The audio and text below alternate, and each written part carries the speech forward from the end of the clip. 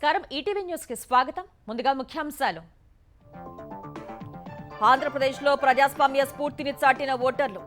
రాత్రి వరకు క్యూ లైన్లలో నిల్చుని ఓటేసిన ప్రజలు. పోలింగ్ 80% దాటొచ్చని ఈసీ అంచనా. ఎన్నికల వేళ పల్నాడు జిల్లాలో రెచ్చిపోయిన వైకాపా మూకలు. ప్రత్యర్థి పార్టీల ఏజెంట్లపై కత్తులు, గొడ్డళ్లతో దాడులు. తెలంగాణలో ఉత్సాహంగా ఓటేసిన ప్రజలు. ఈసారి 65% పైగా పోలింగ్ నమోదవుతుందని ఈసీ అంచనాలు. వారణాసిలో నేడు నామినేషన్ వేయనున్న మోదీ. కాశీ విశ్వనాథుని సన్నిధిలో భారీ రోడ్ షో చేసిన ప్రధాని. మేడిగడ్డ బ్యారేజీ మరమ్మతులపై ప్రభుత్వానికి జస్టిస్ ఘోష్ కమిషన్ సూచనలు. ఎన్డీఎస్ఏ సిఫార్సుల మేరకు పనులు చేయాలని ఆదేశం. ముంబైలో గాలివాన బీభత్సం.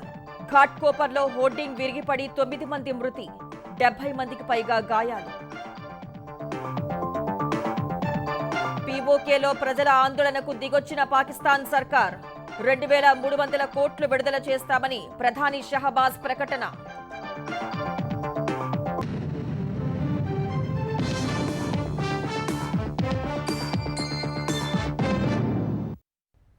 ఆంధ్రప్రదేశ్లో జరిగిన అసెంబ్లీ, లోక్సభ ఎన్నికల్లో ప్రజలు భారీగా ఓటింగ్లో పాల్గొని ప్రజాస్వామ్య స్ఫూర్తిని చాటారు. కొన్ని చోట్ల అర్ధరాత్రి వరకు క్యూ లైన్లలో నిల్చుని ఓట్లేశారు. 2019లో 79.46% పోలింగ్ జరగ్గా ఈసారి 80% దాటొచ్చని ఎన్నికల సంఘం అంచనా వేస్తోంది. తాజా లెక్కల ప్రకారం లోక్సభ స్థానాల్లో మచిలీపట్నం, అసెంబ్లీ నియోజకవర్గాల్లో గంగాధర నెల్లూరు నియోజకవర్గంలో అత్యధిక పోలింగ్ నమోదైంది. సార్వత్రిక ఎన్నికల్లో భాగంగా ఆంధ్రప్రదేశ్లో ఓటర్లు భారీగా పోలింగ్లో పాల్గొన్నారు. గంటల కొద్దీ క్యూ లైన్లో నిలబడి ఓటు హక్కు వినియోగించుకున్నారు. వృద్ధులు, మహిళలు, యువత, విదేశాలతో పాటు మన దేశంలోని వివిధ నగరాల నుంచి లక్షల మంది స్వస్థలాలకు తరలివచ్చి ఓటు హక్కు వినియోగించుకున్నారు. పోలింగ్ కేంద్రాల పరిధిలో సగటున 2 నుంచి 2.5 గంటల పాటు క్యూ లైన్లను నిల్చోవాల్సి వచ్చినా ఓటర్లు తమ సంకల్పం వీడలేదు. సాయంత్రం 6 గంటలకు పోలింగ్ సమయం ముగిసేటప్పటికీ దాదాపు 3500కు పైగా పోలింగ్ కేంద్రాల పరిధిలోని క్యూ లైన్లలో ఒక్కోచోట కనీసం 100 నుంచి 200 మంది బారులు తీరి ఉండడంతో వారందరికీ ఓటేసే అవకాశం ఇచ్చారు. కొన్ని కేంద్రాల్లో రాత్రి పొద్దుపోయేదాకా పోలింగ్ కొనసాగింది. తిరువూరు నియోజకవర్గం చింతల కాలనీలో అర్ధరాత్రి వరకు పోలింగ్ జరిగింది. అనకాపల్లి జిల్లా మాడుగుల మండలం గుటివాడ అగ్రహారం, విశాఖ జిల్లా పద్మనాభం మండలం భీమునిపట్నంలోనూ పోలింగ్ అర్ధరాత్రి వరకు కొనసాగింది. ఒంగోలు మండలం త్రోవగుండ పోలింగ్ కేంద్రంలో రాత్రి 8:30 సమయంలోనూ నిబంధనలు ఉల్లంఘించి ఓటర్లకు స్లిప్పులు పంపిణీ చేయడం వివాదాస్పదమైంది. ఏపీలో పోలింగ్ మొదలైన తొలి 2 గంటల్లో 9.21% నమోదైంది. అక్కడి నుంచి గంటకు పెరుగుతూ వచ్చింది. రాత్రి చివరగా సేకరించిన సమాచారం ప్రకారం 78.39% పోలింగ్ నమోదైనట్లు ఈసీ వెల్లడించింది. ప్రధానంగా 11 నుంచి 1 గంట మధ్యే ఎక్కువ పోలింగ్ నమోదైంది. ఉదయం నుంచి సాయంత్రం వరకు పోలింగ్ సరళిని విశ్లేషిస్తే గంటకు సగటున 7 నుంచి 9% మేర పోలింగ్ నమోదైంది. 2019 సార్వత్రిక ఎన్నికల్లో 79.64% మేర పోలింగ్ జరిగింది. అప్పటితో పోలిస్తే ఈసారి పోలింగ్ శాతం పెరుగుతుందని ఈసీ అంచనా వేస్తోంది. సోమవారం సాయంత్రం 5 గంటల వరకు నమోదైన పోలింగ్ ను పరిగణలోకి తీసుకుంటే ఏపీ వ్యాప్తంగా 81 అసెంబ్లీ నియోజకవర్గాల్లో 70%కి పైగా పోలింగ్ నమోదైంది. గంగాధర నెల్లూరు నియోజకవర్గంలో రాష్ట్రంలోనే అత్యధికంగా 79.90% పోలింగ్ నమోదైంది.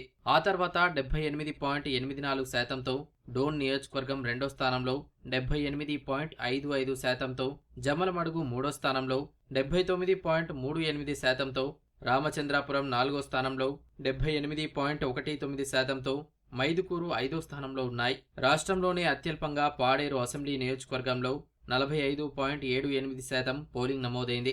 ఆ తర్వాత అత్యల్ప పోలింగ్ నమోదైన నియోజకవర్గాల జాబితాలో 52.37%తో తిరుపతి 2వ స్థానంలో, 53.31%తో విశాఖపట్నం దక్షిణం 3వ స్థానంలో, 54%తో విశాఖపట్నం ఉత్తరం 4వ స్థానంలో, 55.7%తో రాజమహేంద్రవరం సిటీ 5వ స్థానంలో ఉన్నాయి. గిరిజన ప్రాంతాల్లో తక్కువ పోలింగ్ జరిగింది. లోక్సభ నియోజకవర్గాల్లో మచిలీపట్నంలో అత్యధికంగా 73.53% మేర పోలింగ్ జరగ్గా అరకులో అత్యల్పంగా 58.2% పోలింగ్ నమోదైంది. విశాఖపట్నంలోనూ 59.39% పోలింగే జరిగింది.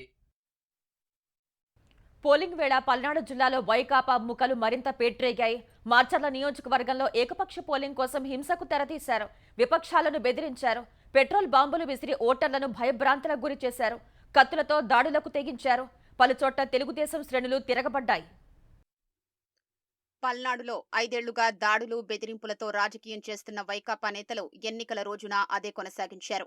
ప్రధానంగా మాచర్ల నియోజకవర్గంలో వైకాపా ఎమ్మెల్యే పిన్నెల్లి రామకృష్ణారెడ్డి గ్యాంగు సోమవారం పోలింగ్ ప్రారంభమైన వెంటనే రెంటచింతల మండలం రెంటాలలో 3 తెలుగుదేశం ఏజెంట్లపై కత్తులు, గొడ్డళ్లతో దాడులకు తెగబడ్డారు. ఎంత ధైర్యముంటే తెలుగుదేశం ఏజెంట్లుగా కూర్చుంటారంటూ దాడికి తెగబడ్డారు.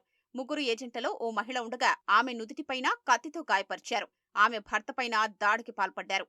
రెంటచింతల మండలం పాల్వాయి గేటులో ఎమ్మెల్యే పిన్నెల్లి దగ్గరుండి మరీ తెలుగుదేశం కార్యకర్తలపై దాడులు చేయించారు.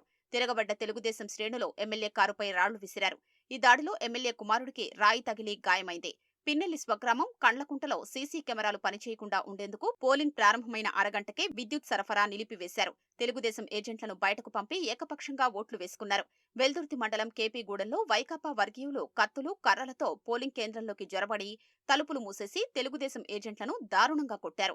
విధుల్లో ఉన్న ఎస్ఐ తెలుగుదేశం ఏజెంట్లను తన కారులో తీసుకెళ్లి మండాదిలో విడిచిపెట్టారు. మరోవైపు ఎమ్మెల్యే పిన్నెల్లి తన అనుచరులతో వచ్చి తెలుగుదేశంకు ఓటేస్తారనే అనుమానం వచ్చిన వారిపై ఇష్టారీతిన దాడులు చేశారు.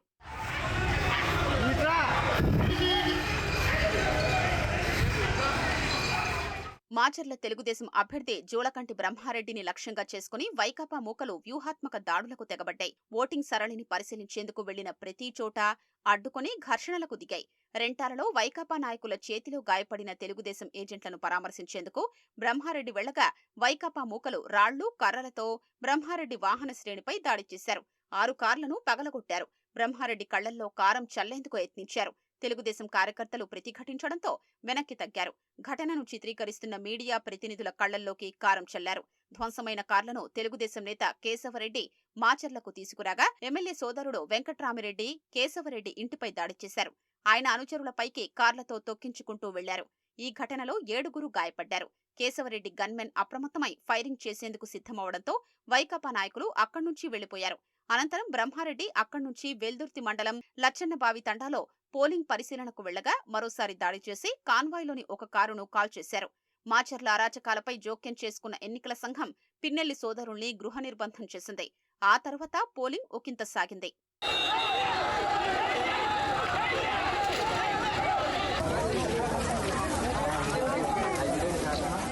గురజాల నియోజకవర్గం తంగెడలో దొంగ ఓట్ల వ్యవహారంలో తెలుగుదేశం, వైకాపా వర్గాల మధ్య తీవ్ర వివాదం జరిగింది.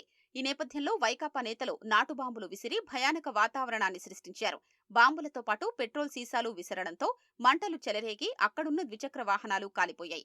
సత్తెనపల్లి నియోజకవర్గంలోనూ వైకాపా శ్రేణులు రెచ్చిపోయాయి. నకిరికల్లు మండలం చీమలకుర్తిలో పోలింగ్ కేంద్రాన్ని తమ ఆధీనంలోకి తీసుకున్న వైకాపా నాయకులు తెలుగుదేశం కార్యకర్తలపై దాడులు చేశారు. ముప్పాళ్ల మండలం చాగంటివారిపాలెం పోలింగ్ కేంద్రాన్ని తన ఆధీనంలోకి తీసుకునేందుకు మంత్రి అంబటి రాంబాబు యత్నించారు. అయితే తెలుగుదేశం అభ్యర్థి కన్నా లక్ష్మీనారాయణ అక్కడికి రావడంతో అంబటి జారుకునేందుకు యత్నించారు. తెలుగుదేశం శ్రేణులు అంబటిని అడ్డుకుని ఆయనపైకి దూసుకెళ్లాయి. పోలీసుల సాయంతో అంబటి అక్కడ్నుంచి బయటపడ్డారు.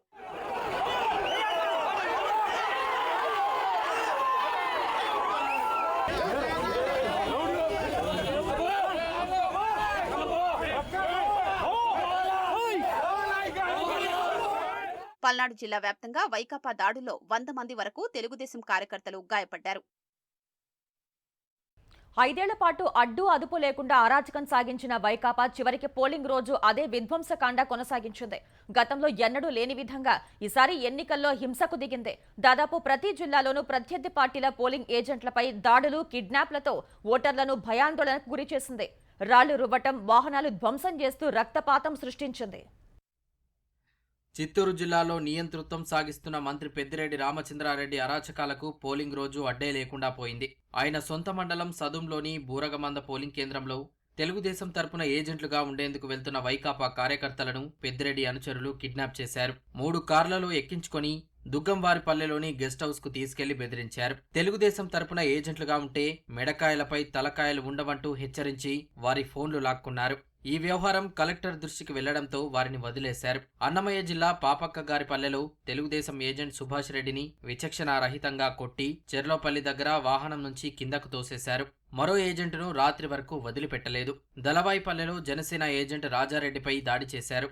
వైఎస్ఆర్ జిల్లా చిన్నగులువలూరు పోలింగ్ కేంద్రంలోకి దౌర్జంగా వెళ్లిన మైదుకూరు వైకాపా అభ్యర్థి రఘురామిరెడ్డి, తెలుగుదేశం ఏజెంట్ ఉగ్ర నరసింహులపై దాడి చేశారు. అనంతపురం జిల్లా తాడిపత్రిలో విపక్ష ఏజెంట్లపై ఎమ్మెల్యే కేతిరెడ్డి పెద్దారెడ్డి దాడి చేశారు. పాణ్యం నియోజకవర్గం బీసీ కాలనీలో తెలుగుదేశం ఏజెంట్ వెంకటేష్పై ఎమ్మెల్యే కాటసాని రాంభూపాల్ రెడ్డి కుమారుడు శివ నరసింహారెడ్డి చేయి చేసుకున్నారు. ఉరవకొండలో పోలింగ్ కేంద్రాల వద్ద వైకాపా అభ్యర్థి విశ్వేశ్వరరెడ్డి కుమారుడు ప్రణయ్ రెడ్డి తన అనుచరులతో కలిసి హల్చల్ చేశారు. పోలింగ్ కేంద్రం వద్దే కూర్చొని ముస్లిం ఓటర్లను భయాందోళనకు గురిచేసేందుకు ప్రయత్నించడంతో పాటు అడ్డుకోవడానికి వెళ్లిన తెలుగుదేశం నాయకులపై దాడికి యత్నించారు. పుట్టపర్తి ఎమ్మెల్యే సొంత గ్రామమైన నల్లసింగయ్య గారిపల్లెలో పోలింగ్ కేంద్రాన్ని సందర్శించేందుకు వెళ్లిన కూటమి అభ్యర్థి పల్లె సింధూరారెడ్డి, మాజీ మంత్రి పల్లె రఘునాథ్ రెడ్డిపై వైకాపా నాయకులు దౌర్జన్యం చేశారు. కళ్యాణదుర్గంలోని బెస్తరపల్లిలో కూటమి అభ్యర్థి సురేంద్రబాబు అల్లుడు దేవినేని ధర్మతేజపై వైకాపా మూకలు రాళ్లు విసిరారు. ఆయన కారు అద్దం ధ్వంసం చేశారు. తిరుపతి జిల్లా చంద్రగిరి నియోజకవర్గం బ్రాహ్మణ కాల్వలో ఆరోగ్య పరిస్థితి సరిగా లేని భర్తను పోలింగ్ కేంద్రంలోకి తీసుకువెళ్తున్న మహిళలపై వైకాపా ఏజెంట్లు అసభ్య పదజాలంతో దూషణకు దిగారు. అభ్యంతరం చెప్పిన కూటమి ఏజెంట్లపై దాడి చేశారు. పరిస్థితి అదుపు తప్పడంతో బీఎస్ఎఫ్ జవాన్లు గాల్లోకి 4 రౌండ్ల కాల్పులు జరిపి పరిస్థితులు అదుపులోకి తెచ్చారు. తిరుపతిలో వైకాపా కార్పొరేటర్ దొంగ ఓట్లు వేసేందుకు యత్నించగా తెలుగుదేశం నేతలు అడ్డుకున్నారు. వారిని చంపుతామని బెదిరించారు. తిరుపతిలోని మరో కేంద్రం వద్ద దొంగ ఓట్లు వేసేందుకు వచ్చిన వారిని కూటమి నేతలు అడ్డుకున్నారు. నంద్యాల జిల్లా రుద్రవరంలో వైకాపా కూటమి వర్గాల మధ్య ఘర్షణ చోటు చేసుకుంది. వైకాపా అభ్యర్థి బ్రిజేంద్రనాథ్ రెడ్డి, తెలుగుదేశం నేత జగత్ విఖ్యాత్ రెడ్డి అక్కడికి చేరుకోవడంతో ఉద్రిక్తత పెరిగింది. పోలీసులు ఇరు వర్గాలకు సర్ది చెప్పి పంపించేశారు.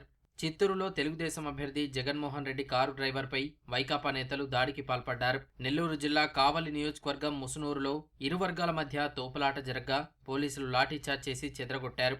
వైఎస్ఆర్ జిల్లా జమ్మలమడుగులో వైకాపా భాజపా వర్గాల మధ్య రాళ్ల దాడి జరిగింది. ఈ ఘటనలో వైకాపా ఎమ్మెల్యే అభ్యర్థి సుధీర్ రెడ్డి తలకు గాయమైంది. చిత్తూరు జిల్లా యాదమరిలో ముస్లింలపై వైకాపా నాయకులు దాడికి పాల్పడ్డారు. తీవ్రంగా గాయపడిన 15 మందిని చిత్తూరు ప్రభుత్వ ఆసుపత్రికి తరలించి చికిత్స అందిస్తున్నారు. కడపలో సాయంత్రం 6 గంటలు దాటిన తర్వాత కూడా ఓటర్లను లోపలికి అనుమతించడంపై తెలుగుదేశం అభ్యర్థి మాధవిరెడ్డి అభ్యంతరం తెలిపారు. దీంతో ఇరు వర్గాల మధ్య స్వల్ప ఉద్రిక్తత చోటు చేసుకుంది. ఆంధ్రప్రదేశ్లో చెదురుమదురు సంఘటనలు మినహా పోలింగ్ ప్రశాంతంగా ముగిసిందని ఏపీ ప్రధాన ఎన్నికల అధికారి ముఖేష్ కుమార్ మీనా వెల్లడించారు. ఏపీలో రీపోలింగ్కు విజ్ఞప్తులు ఎక్కడా రాలేదని, ఎక్కడా రీపోలింగ్ నిర్వహించాల్సిన అవసరం ఉండబోదన్నారు. ఈ ఉదయం 11 గంటల వరకు ఫిర్యాదులు అందితే రీపోలింగ్పై నిర్ణయం తీసుకుంటామన్నారు. కొన్ని చోట్ల ఈవీఎంలు ధ్వంసం చేసిన సమాచారం అంతా భద్రంగానే ఉందన్నారు. ఈ ఉదయం 10:30 తర్వాత పూర్తి సమాచారం తీసుకుని తుది పోలింగ్ శాతం ప్రకటిస్తామని ముఖేష్ కుమార్ మీనా చెప్పారు. If they are safe, then there is no need for polling. As of now, I have not received any request for repoll. Prati constituency lo observers దీనికి సంబంధించి 17A స్క్రూటినీ అంటాం దీన్ని. Those observers along with the RO will go through all the documents ఎక్కడెక్కడ complaint వచ్చినాయి వాళ్ళు decide చేసిన తర్వాత ఫైనల్గా రీపోల్ గురించి మనకు తెలుస్తుంది. లోక్సభ ఎన్నికల్లో భాగంగా జరిగిన 4వ విడతలో మొత్తంగా 67.70% పోలింగ్ నమోదైంది. ఈ మేరకు ఎన్నికల సంఘం ఈసీ వెల్లడించింది. 4 దశలో భాగంగా 10 రాష్ట్రాలు, కేంద్రపాలిత ప్రాంతాల్లోని 96 నియోజకవర్గాల్లో జరిగిన పోలింగ్ సోమవారం దాదాపు ప్రశాంతంగానే ముగిసింది. ఆంధ్రప్రదేశ్, పశ్చిమ బంగాల్లో మాత్రం కొన్ని చోట్ల ఘర్షణలు చోటు చేసుకున్నాయి. 4వ దశలో 67.70% పోలింగ్ నమోదైందని, అయితే ఇది తాత్కాలిక సమాచారమేనని ఈసీ వెల్లడించింది. వివిధ ప్రాంతాల నుంచి పూర్తి స్థాయి గణాంకాలు అందిన తర్వాత ఓటింగ్ శాతం మరింత పెరిగే అవకాశాలున్నాయని తెలిపింది. తాజా విడతలో అత్యధికంగా పశ్చిమ బంగాల్లో 78.44% ఓటింగ్ నమోదైందని తెలిపింది. జమ్మూ కశ్మీర్లో అత్యల్పంగా కేవలం 37.98% మంది తమ ఓటు హక్కును వినియోగించుకున్నారని పేర్కొంది. అయితే గత కొన్ని దశాబ్దాల్లో జమ్మూ కశ్మీర్లో ఇదే అత్యధిక పోలింగ్ శాతమని ఈసీ తెలిపింది. ఉత్తరప్రదేశ్లో షాజహాన్పూర్ నియోజకవర్గం పరిధిలో కొన్ని గ్రామాల ప్రజలు ఓటింగ్ను బహిష్కరించారు. తమ గ్రామాల్లో రోడ్ల నిర్మాణం సహా ఇతర అభివృద్ధి కార్యక్రమాలకు నోచుకోవటం లేదని నిరసిస్తూ ఈ నిర్ణయం తీసుకున్నారు. జార్ఖండ్లో పశ్చిమ సింగ్భూమ్ జిల్లాలోని సోనాపి, మొరాంగ్ పొంగా ప్రాంతాల్లో చెట్టును కొట్టి అడ్డుగా వేయటం ద్వారా పోలింగ్ కేంద్రాలకు ఓటర్ల రాకను అడ్డుకోవాలని మావోయిస్టులు ప్రయత్నించగా భద్రతా బలగాలు ఆ అడ్డును తొలగించాయి. ఒడిశాలో పలు చోట్ల ఈవీఎంలు మొరాయించాయి. దీంతో విధుల్లో అలసత్వం ప్రదర్శించినందుకు ఒడిశాలో 2 పోలింగ్ అధికారుల్ని ఈసీ సస్పెండ్ చేసింది. తెలంగాణలో లోక్సభ ఎన్నికల పోలింగ్ దాదాపుగా 65% వరకు నమోదైంది. 10 నియోజకవర్గాల్లో పోలింగ్ 70% దాటగా గ్రేటర్ హైదరాబాద్ పరిధిలోని నియోజకవర్గాల్లో ఓటింగ్ మళ్లీ తక్కువే జరిగింది. ఇవాళ సాయంత్రం వరకు ఖచ్చితమైన పోలింగ్ శాతం తెలుస్తుందని సీఈఓ వికాస్ రాజ్ వెల్లడించారు. పోలింగ్ కేంద్రాల నుంచి ఈవీఎంలను స్ట్రాంగ్ రూమ్లకు తరలించారు. ఓటింగ్ను అధికారులు ఇవాళ పరిశీలించి ఎక్కడైనా రీపోలింగ్ అవసరమైతే నిర్ణయం తీసుకోనున్నారు. పోలింగ్ రోజున రాష్ట్ర వ్యాప్తంగా 38 కేసులు నమోదయ్యాయి. తెలంగాణలో 2019 లోక్సభ ఎన్నికలకు మించి ఈసారి ఓట్లు పోలయ్యాయి. ఇప్పటి వరకు కొలిక్కి వచ్చిన లెక్కల ప్రకారం లోక్సభ ఎన్నికల్లో పోలింగ్ 64.93% నమోదైంది. సోమవారం ఉదయం 7 గంటలకు పోలింగ్ ప్రారంభం కాగా 9 గంటల వరకు 9.51% మంది ఓట్లేశారు. ఆ తర్వాత పలు ప్రాంతాల్లో పుంజుకుని 11 గంటలకు పోలింగ్ శాతం 24.31%కి చేరింది. మధ్యాహ్నం 1 గంట వరకు 40.38%కి పోలింగ్ పెరిగింది. క్రమంగా పెరిగిన పోలింగ్ మధ్యాహ్నం 3 వరకు 52.34%కి, సాయంత్రం 5 వరకు 61.16%కి చేరింది. మావోయిస్టు ప్రాబల్యమున్న 5 లోక్సభ నియోజకవర్గాల పరిధిలోని 13 అసెంబ్లీ సెగ్మెంట్లలో సాయంత్రం 4 గంటలకే పోలింగ్ ముగిసింది. సిర్పూర్, ఆసిఫాబాద్, చెన్నూరు, బెల్లంపల్లి, మంచిర్యాల, మంథని, భూపాలపల్లి, ములుగు, పినపాక, ఇల్లందు, భద్రాచలం, కొత్తగూడెం, అశ్వరావుపేట అసెంబ్లీ నియోజకవర్గాల్లో సాయంత్రం 4 గంటలకు పోలింగ్ పూర్తయింది. మిగతా 106 అసెంబ్లీ నియోజకవర్గాల పరిధిలో సాయంత్రం 6 గంటలకు పోలింగ్ సమయం ముగిసినప్పటికీ సుమారు 1400 బూత్లలో అప్పటికే క్యూలో ఉన్న ఓటర్లు రాత్రి వరకు ఓట్లేశారు. అత్యధికంగా భువనగిరిలో 76.47% నమోదు కాగా అతి తక్కువగా హైదరాబాద్ లో 46.08% పోలింగ్ జరిగింది. ఇప్పటి వరకు అందిన వివరాల ప్రకారం హైదరాబాద్ లో 46.08%, సికింద్రాబాద్ లోక్సభ నియోజకవర్గంలో 48.11%, మల్కాజ్గిరిలో 50.12% ఓట్లు పడ్డాయి. ఆదిలాబాద్ లో 72.96%, చేవెళ్లలో 59.94%, కరీంనగర్లో 72.33%, ఖమ్మంలో 75.19%, మహబూబాబాద్ లో 70.68%, మహబూబ్ నగర్ లో 71.54%, మెదక్లో 74.38%, నాగర్ కర్నూల్లో 68.86%, నల్గొండలో 73.78%, నిజామాబాద్ లో 71.50%, పెద్దపల్లిలో 67.88%, వరంగల్లో 68.29%, జహీరాబాద్ లో 74.54% ఓట్లు నమోదయ్యాయి. పోలింగ్ లెక్కల్ని అధికారులు ఇంకా కొలిక్కి తెస్తున్నారు. ఈ సాయంత్రం వరకు ఖచ్చితమైన పోలింగ్ శాతం తేలుతుందని సీఈఓ వికాస్ రాజ్ తెలిపారు. పోలింగ్ పూర్తయ్యాక ఈవీఎంలను రాష్ట్ర వ్యాప్తంగా ఏర్పాటు చేసిన 44 స్ట్రాంగ్ రూమ్లకు తరలించారు. నిన్న ఒక్కరోజే 400 ఫిర్యాదులు వచ్చాయని, 38 కేసులు నమోదైనట్లు సీఈఓ తెలిపారు. సికింద్రాబాద్ కంటోన్మెంట్ అసెంబ్లీ నియోజకవర్గ ఉప ఎన్నికలో 50.34% పోలింగ్ నమోదైనట్లు అధికారులు వెల్లడించారు. నియోజకవర్గ పరిధిలోని 232 పోలింగ్ కేంద్రాల్లో ఓటర్లు తమ ఓటు హక్కును ఈవీఎంలలో భద్రపరిచారు. పోలింగ్ పూర్తయిన వెంటనే ఎన్నికల సిబ్బంది ఈవీఎంలను సీల్ వేసి డీఆర్ఎస్ కేంద్రాలకు తరలించారు. వెస్లీ డిగ్రీ కళాశాలలో కంటోన్మెంట్ ఉప ఎన్నికలకు సంబంధించిన ఈవీఎంలను భద్రపరిచినట్లు ఎన్నికల రిటర్నింగ్ అధికారి మధుకర్ నాయక్ తెలిపారు. లోక్సభ ఎన్నికల్లో ధైర్యంగా అద్భుతంగా పనిచేసిన పార్టీ నేతలు, క్షేత్రస్థాయి వీర సైనికులకు భారాస కార్యనిర్వాహక అధ్యక్షుడు కేటీఆర్ హృదయపూర్వక ధన్యవాదాలు తెలిపారు. రాష్ట్రంలో లోక్సభ ఎన్నికల పోలింగ్ అనంతరం ఎక్స్ వేదికగా ఆయన స్పందించారు. అసెంబ్లీ ఎన్నికల్లో ఓటమి వెంటనే పోరాటం అంత సులువు కాదన్న ఆయన భారాస అధ్యక్షుడు కేసీఆర్ వెంట నిలవటంతో అద్భుత ధైర్యం, దృఢ నిశ్చయాన్ని ప్రదర్శించారని నేతలు, కార్యకర్తల్ని ప్రశంసించారు. 5 నెలలుగా క్లిష్టమైన యుద్ధంలో అద్భుతంగా పనిచేసిన సోషల్ మీడియా వారియర్స్ కు కేటీఆర్ ప్రత్యేక ధన్యవాదాలు చెప్పారు. ఇతర పార్టీల తరహాలో తమకు పెయిడ్ ఐటీ సెల్స్ లేవని, కేవలం తెలంగాణ, కేసీఆర్ పై ఉన్న ప్రేమతోనే వారంతా బలంగా వాణి వినిపించారని పేర్కొన్నారు. కష్టమైన పోరాటం తర్వాత మంచి జరగాలని ఆశిద్దామని కేటీఆర్ అన్నారు. తెలంగాణలో భాజపా కొత్త శక్తిగా నిలవబోతోందని భాజపా తెలంగాణ అధ్యక్షుడు కిషన్ రెడ్డి అన్నారు. తమ పార్టీకి 2 అంకెల లోక్సభ సీట్లు వస్తాయని ధీమా వ్యక్తం చేశారు. పోలింగ్ సరళిని పరిశీలిస్తే మోదీ నాయకత్వాన్ని తెలంగాణ ప్రజలు ఆదరించారన్నారు. రాహుల్ గాంధీ, సీఎం రేవంత్ రెడ్డి ఎన్ని రకాలుగా ఓటర్లను రెచ్చగొట్టాలని చూసినా వారి ప్రయత్నాలు ఫలించలేదన్నారు. పట్టణ ప్రాంతాల్లో పోలింగ్ శాతం తగ్గినా భాజపాకి అనుకూలంగా ఉందని భావిస్తున్నట్లు తెలిపారు.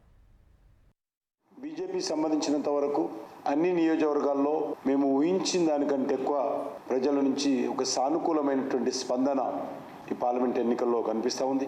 కాంగ్రెస్ పార్టీ ప్రజలు కాదు, కాంగ్రెస్ పార్టీ కార్యకర్తలు కూడా రేవంత్ రెడ్డి మాటలను పట్టించుకోలేదు. ఆయన మాటలను చూస్తే గ్రామాలన్నీ కూడా అగ్గి రగలాలి, ఆ రకమైనటువంటి మాటలు మాట్లాడారు. కానీ కాంగ్రెస్ పార్టీ కార్యకర్తలు కానీ ప్రజలు కానీ రేవంత్ రెడ్డి మాటలను చూసి నవ్వుకున్నారు తప్ప ఎక్కడ కూడా ఎన్నికల్లో సీరియస్గా వాళ్ళు పట్టించుకోలేదు. వాళ్ళ ఎమ్మెల్యేలు కూడా పట్టించుకోలేదు. ఆ రకమైనటువంటి పరిస్థితి. మేడిగడ్డ ఆనకట్టపై ఓవైపు విచారణ కొనసాగిస్తూనే మరోవైపు వర్షాకాలంలోపు చేయాల్సిన మరమ్మతులపై జస్టిస్ పీసీ ఘోష్ కమిషన్ దృష్టి సారించింది. జాతీయ డ్యామ్ సేఫ్టీ అథారిటీ ఏర్పాటు చేసిన చంద్రశేఖర్ అయ్యర్ నేతృత్వంలోని నిపుణుల కమిటీ నుంచి కమిషన్ మధ్యంతర నివేదిక తెప్పించుకుంది. అందులో వర్షాకాలంలోపు చేయాల్సిన పనులకు సంబంధించి ఎన్డీఎస్ఏ కమిటీ పలు సూచనలు చేసింది. వాటి ఆధారంగా తగు చర్యలు తీసుకోవాలని కమిషన్ రాష్ట్ర నీటిపారుదల శాఖను ఆదేశించింది. కమిషన్ ఆదేశాల నేపథ్యంలో తదుపరి కార్యాచరణపై నీటిపారుదల శాఖ దృష్టి సారించింది. నిర్మాణ సంస్థ అయిన ఎల్ఎన్టీ ప్రతినిధులతో నీటిపారుదల శాఖ ఉన్నతాధికారులు ఈఎన్సీలు చర్చించారు. ఎన్డీఎస్ఏ కమిటీస్ ఇచ్చిన సూచనలు, వాటి అమలు విషయమై తీసుకోవాల్సిన చర్యలపై వారితో చర్చించారు. రాష్ట్ర ప్రభుత్వ ఆదేశాలకు అనుగుణంగా నీటిపారుదల శాఖ తదుపరి చర్యలు చేపట్టనుంది. ముఖ్యమంత్రి, మంత్రి ఆమోదం అనంతరం ఈ పనులకు సంబంధించి ఉత్తర్వులు జారీ చేయనున్నారు. జనగామ జిల్లా రఘునాథపల్లి వద్ద ఘోర రోడ్డు ప్రమాదం చోటు చేసుకుంది. ఆర్టీసీ బస్ అదుపు తప్పి ఓ టిఫిన్ సెంటర్ను ఢీకొట్టడంతో ముగ్గురు అక్కడికక్కడే ప్రాణాలు కోల్పోయారు. ఓటేసి తిరుగు పయనమైన కుమారుడు, భార్యాభర్తల్ని టిఫిన్ చేస్తున్న సమయంలో వరంగల్ వన్ డిపోకు చెందిన ఆర్టీసీ బస్సు ఢీకొట్టింది. ప్రమాదంలో కుమారుడితో సహా భార్యాభర్తలు అక్కడికక్కడే మృతి చెందారు. ఘటనా స్థలికి చేరుకున్న పోలీసులు బస్ డ్రైవర్ను అదుపులోకి తీసుకుని విచారణ చేపట్టారు. వారణాసిలో ప్రధాని మోదీ ఇవాళ నామినేషన్ దాఖలు చేయనున్న నేపథ్యంలో నిన్న భారీ రోడ్ షో నిర్వహించారు. బనారస్ హిందూ యూనివర్సిటీ నుంచి కాశీ విశ్వనాథుని ఆలయం వరకు సుమారు 5 కిలోమీటర్ల మేర రోడ్ షో సాగింది. రోడ్ షోలో మోదీ వెంట ఉత్తరప్రదేశ్ సీఎం యోగి ఆదిత్యనాథ్, భాజపా ముఖ్య నేతలు ఉన్నారు. రోడ్ షోకు భారీగా ప్రజలు తరలివచ్చారు. వారందరికీ ప్రధాని మోదీ, యోగి అభివాదం చేశారు. రోడ్ షోకు ముందు వారణాసిలోని పండిట్ మదన్ మోహన్ మాలవీయ విగ్రహానికి మోదీ నివాళులర్పించారు. గత 2 సార్వత్రిక ఎన్నికల్లో వారణాసిలో ప్రధాని మోదీ భారీ మెజార్టీతో గెలిచారు. 2014లో ఆప్ కన్వీనర్ ఢిల్లీ సీఎం అరవింద్ కేజ్రీవాల్ పై 3 లక్షల పైచిలుకు ఓట్ల మెజార్టీతో గెలుపొందారు. 2019లో సమాజ్వాదీ పార్టీకి చెందిన శాలిని యాదవ్ పై 4,70,000 పైచిలుకు ఓట్ల తేడాతో విజయం సాధించారు. ఈ ఎన్నికల్లో ప్రధానికి ప్రత్యర్థిగా కాంగ్రెస్ నుంచి అజయ్ రాయ్ పోటీలో ఉన్నారు. ముంబైలో సోమవారం ఈదురుగాలులతో కూడిన వర్షం ధాటికి ఘట్కోపర్లో 100 అడుగుల ఎత్తైన ఇనుప హోర్డింగ్ కూలి పక్కనే ఉన్న రైల్వే పెట్రోల్ పంప్పై పట్టడంతో చనిపోయిన వారి సంఖ్య 9కి చేరింది. 70 మంది గాయపడ్డారు. కూలిన హోర్డింగ్ కింద ఇంకా పలువురు చిక్కుకున్నట్లు భావిస్తున్నారు. ఈ హోర్డింగ్ ఏర్పాటుకు అనుమతులు తీసుకోలేదని ముంబై నగరపాలక సంస్థ అధికారులు తెలిపారు. ముంబైలోని దాదర్, కుర్లా, మాహిం, ఘాట్కోపర్, ములుండ్, విఖ్రోలి, దక్షిణ ముంబైలోని వివిధ ప్రాంతాల్లో సోమవారం సాయంత్రం తేలికపాటి వర్షంతో పాటు బలమైన ఈదురుగాలులు వీచాయి. మరికొన్ని చోట్ల దట్టంగా దుమ్ము ఎగసిపడింది. వడాలాలోని బర్కత్ అలీ నాకాలో శ్రీజీ టవర్ సమీపంలో వడాలా అంటోప్ హిల్ రోడ్లో నిర్మాణంలో ఉన్న మెటల్ పార్కింగ్ టవర్ రోడ్డుపై కుప్పకూలింది. ఈ ఘటనలో 2 గాయపడగా 8 వాహనాలు ధ్వంసమయ్యాయి. వర్షం, ఈదురుగాలి కారణంగా అనేక ప్రాంతాల్లో స్తంభాలు, చెట్లు నేలకూరిగాయి. కొన్ని చోట్ల వైర్లు తెగిపడ్డాయి. పలు మార్గాల్లో మెట్రో సేవల్ని తాత్కాలికంగా నిలిపివేశారు. సెంట్రల్ రైల్వే 2 గంటలకు పైగా లోకల్ రైలు సేవల్ని నిలిపివేసింది. అనేక చోట్ల విద్యుత్ సరఫరా నిలిచిపోయింది. భాజపా సీనియర్ నేత, బీహార్ మాజీ ఉప ముఖ్యమంత్రి సుశీల్ కుమార్ మోదీ కన్నుమూశారు. దీర్ఘకాలంగా క్యాన్సర్తో బాధపడుతున్న ఆయన ఢిల్లీలోని ఎయిమ్స్ ఆసుపత్రిలో గత రాత్రి తుదిశ్వాస విడిచారు. సుశీల్ కుమార్ ఒకసారి రాజ్యసభ ఎంపీగా, 2 సార్లు బీహార్ రాష్ట్ర మంత్రిగా పనిచేశారు. సుశీల్ మృతి పట్ల భాజపా నేతలు సంతాపం తెలియజేశారు. ప్రధాని నరేంద్ర మోదీ, కేంద్ర హోంశాఖ మంత్రి అమిత్ షా, భాజపా జాతీయ అధ్యక్షుడు జేపీ నడ్డా సామాజిక మాధ్యమం ఎక్స్ వేదికగా సుశీల్ కుటుంబానికి ప్రగాఢ సానుభూతి తెలిపారు. సుశీల్ అకాల మరణం పార్టీకి తీరని లోటు అని ప్రధాని పేర్కొన్నారు. రాజకీయాలకు సంబంధించిన విషయాలపై ఆయనకు లోతైన అవగాహన ఉందని, బీహార్లో భాజపా ఎదుగుదల విషయంలో సుశీల్ ఎనలేని పాత్ర పోషించారని కొనియాడారు. బీహార్ గొప్ప మార్గదర్శకుడిని కోల్పోయిందని, పేదలు, వెనుకబడిన వర్గాల ప్రజల అభివృద్ధి కోసం పాటుపడ్డారని కేంద్ర మంత్రి అమిత్ షా అన్నారు. సుశీల్ తన జీవితాన్ని బీహార్ అభివృద్ధికి అంకితం చేశారని జేపీ నడ్డా అన్నారు. పాక్ ఆక్రమిత కశ్మీర్ ప్రజల ఆందోళనలకు పాకిస్తాన్ భయపడింది. రోజురోజుకి ఉద్రిక్తతలు పెరుగుతుండటంతో పాక్ ప్రభుత్వం దిగివచ్చింది. పీఓకేలో 2,300 కోట్ల రూపాయలను విడుదల చేస్తామని పాక్ ప్రభుత్వం ప్రకటించింది. గత కొన్ని రోజులుగా అధిక ధరలకు, పెరిగిన విద్యుత్ బిల్లులకు వ్యతిరేకంగా పీఓకేలోని ముజఫరాబాద్, మీర్పూర్ ప్రాంతాల్లో వ్యాపారులు, సాధారణ ప్రజలు ఆందోళనలు నిర్వహిస్తున్నారు. ఈ నేపథ్యంలో పీఓకేకు నిధులు విడుదల చేస్తామని పాక్ ప్రధాని షహబాజ్ షరీఫ్ ప్రకటించారు. అటు నిరసనల్లో 4వ రోజైన సోమవారం ఉద్రిక్త వాతావరణం నెలకొంది.